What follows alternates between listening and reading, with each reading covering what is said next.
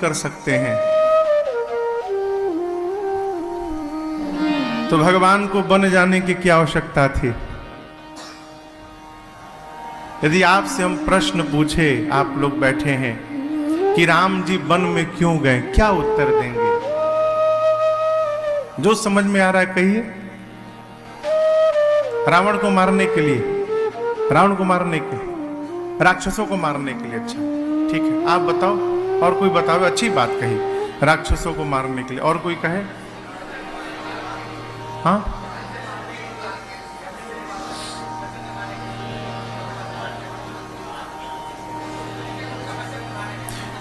किसका वचन? शबरी का वचन निभाने के लिए। अच्छा, गुरु जी का वचन निभाने, उनका पूरा करने के लिए। अच्छा ठीक, अच्छी बात। और बतावे कोई?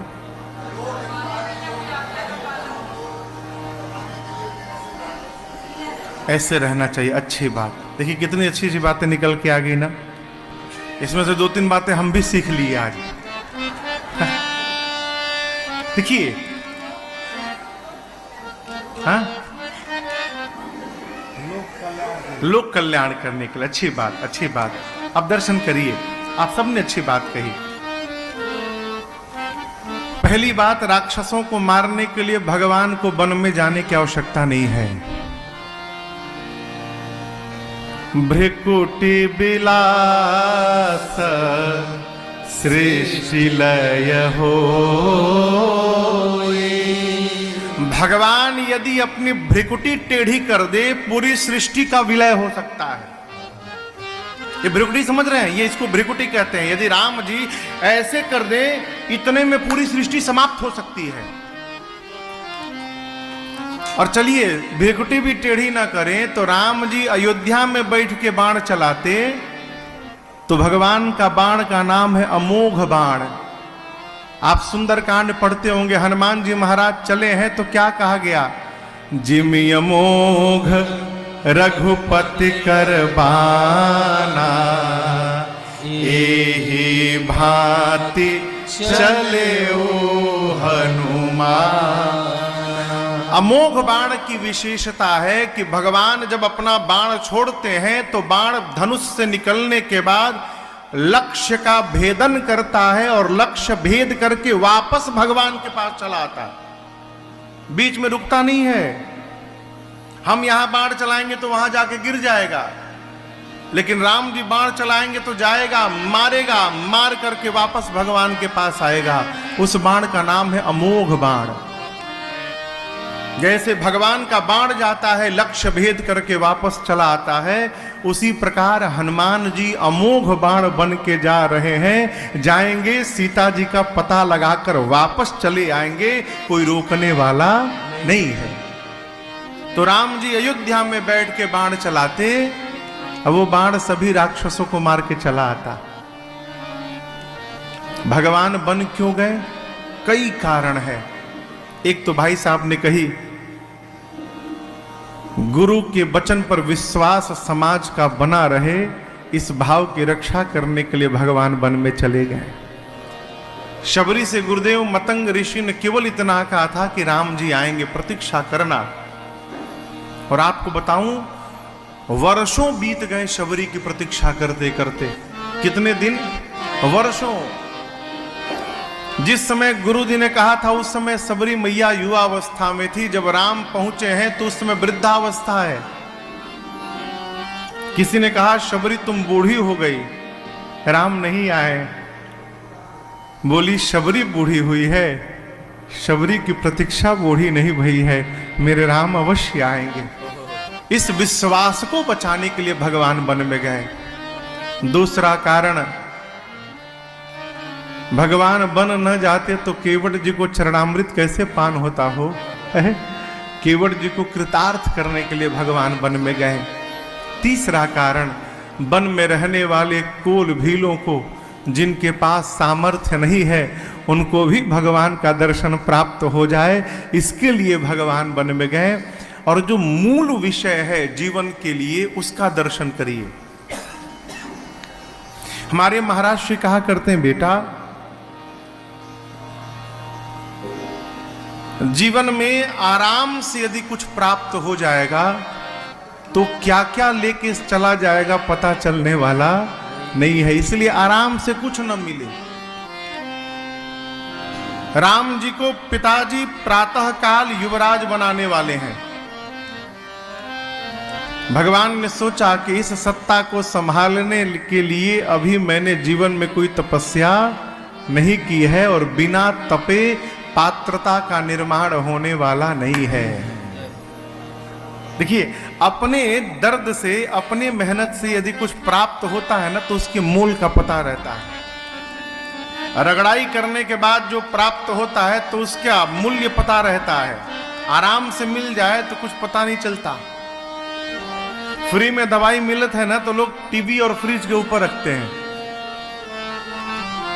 और जब रुपया लेके खरीद के लाते हैं तो घड़ी की सुई मिला मिला के खाते हैं उसी दवाई को है। राम जी पिताजी द्वारा दी गई सत्ता का संभाल करना है, इसलिए उसको संभालने के पहले उसकी पात्रता का निर्माण होना चाहिए। वो कैसे होगा? तपस्या से। इसलिए राम जी वन में चले गए। दूसरी बात, राजा का कर्तव्य है कि राज सत्ता पर बैठने के पहले अपने पूरी प्रजा का हालचाल ले ले, उसकी क्या समस्याएं हैं उसका पता लगाए। अयोध्या में बैठ के तो पता चलने वाला नहीं है, इसलिए भगवान अयोध्या से निकले और दक्षिण भारत तक पैदल यात्रा किए, क्योंकि राम जी की सत्ता केवल अयोध्या तक नहीं रहेगी, राम जी की सत्ता त्रैलोक्य तक जाएगी। राम राज बैठे त्रैलोका। इसलिए भगवान ने जन जन के भीतर जाकर उनकी वास्तविक स्थिति और समस्या का पता लगाया, उसके बाद राजा बने। एक और कारण, दशरथ जी के साथ समानांतर रावण राज्य सत्ता संभाल सकता है लंका में। दशरथ जी के साथ रावण राजा रह सकता है, परंतु जब राम जी राजा बनेंगे उस समय पूरे भूभाग पर रावण जैसा कोई आताताई राजा नहीं रह सकता है। इसलिए भगवान राजा नहीं बने, पहले उसको समापन करने उसके पास गए। कई कारण है महापुरुषों ने बताए। यहां आपसे एक निवेदन करूं मैं, भगवान के वनवास में मेरी मां कैकेयी का कोई अपराध नहीं है। और आपसे एक निवेदन करूं, भगवान जिसको सबसे अधिक प्रेम करते हैं, सबसे अधिक जिसको प्रेम करते हैं, अपनी लीला में उसी को सबसे कठिन रोल प्रदान करते हैं। सबसे कठिन रोल भगवान सबको नहीं देते, जो सबसे अधिक प्रेम करते हैं उसी को प्रदान करते हैं। और मानस का सबसे कठिन रोल कुछ है तो मेरी मां कैकेयी का है।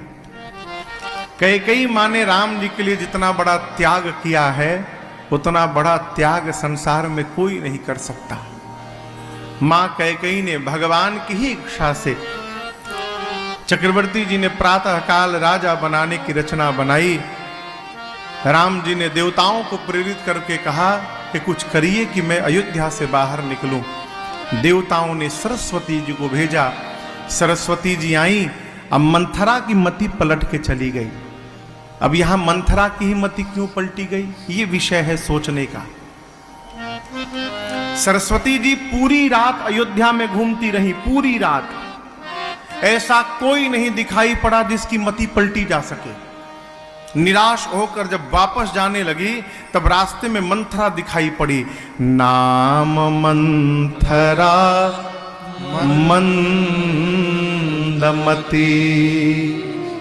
चेरी कैकेयी केरी अजस पिटारी ताही करी गई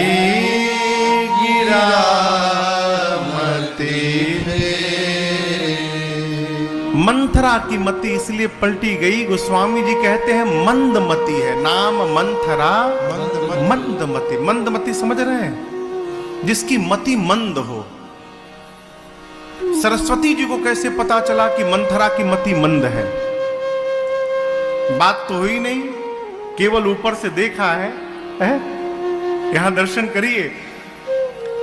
प्रातः काल राम जी युवराज बनने वाले हैं, अस्तु पूरी अयोध्या दुल्हन की भांति सजाई गई। पूरी अयोध्या सज गई, चारों तरफ मंगल साज्य सजने लगे, कलश रखने लगे, दीप जलने लगे। रात्रि में पूरी अयोध्या सज गई है। मंथरा सोचने लगी कि अचानक आज ये सजावट कैसे होने लगी। किसी से पूछा इस श्रृंगार का कारण क्या है। उसने कहा, तुम कहां रहती हो मंथरा? कल प्रातः काल महाराज राम जी को युवराज बनाने वाले हैं। इतना सुनते ही मंथरा कांप गई। क्यों? अयोध्या में केवल एक मंथरा ही ऐसी जीव है जो मेरे भगवान से जलती थी, राम जी को प्रेम नहीं करती थी। कैकेयी जी की दासी है, इसलिए वो भरत जी को प्रेम करती थी राम जी के जगह पर। राम जी युवराज बनेंगे सुन के मंथरा कांप गई। और याद रखिएगा, आदमी मुख से भले कुछ भी नाटक करे, आंखें सब बताती हैं कि वास्तव में इनको पसंद है कि ये नाटक कर रहे हैं। अकिया सब बतावत है। मुंह से तो आदमी अरे बहुत सुंदर बहुत सुंदर बहुत सुंदर, आंखें बोलती है हम झूठ बोल रहे हैं। मंथरा का चेहरा उतर गया। कैकेयी जी की दृष्टि पड़ी सरस्वती जी की। देखिए पूरी अयोध्या में सब नाच रहे हैं और ये उदास है। इसका अर्थ है कि राम जी का अभिषेक इसको रास नहीं आ रहा है। और जिसको भगवान के उत्सव में रास न आवे वो जीव मंदमती है। मंदमती कौन? जो बुद्धू है वो मंदमती नहीं है। मनुष्य का शरीर प्राप्त करने के बाद जो भगवत उत्सव में, भगवत लीला में जिसका मन नहीं रम रहा है वो जीव मंदमती। और सावधान, मंदमती यदि है तो किसी भी क्षण उसकी मति पलटी जा सकती है। प्रमाण मानस में है, किसी भी क्षण उसकी मति पलट सकती है। सरस्वती आई, मंथरा की मति पलटी। मंथरा ने जाकर मेरी मां कैकेयी से वार्ता की। और याद रखिएगा, मंथरा के कहने से मां कैकेयी के ऊपर कोई प्रभाव नहीं पड़ा। लोग कहते हैं मां मंथरा, मां कैकेयी राम विरोधी है। बहुत, हाँ आपको छोड़िए, कथावाचक कहते हैं।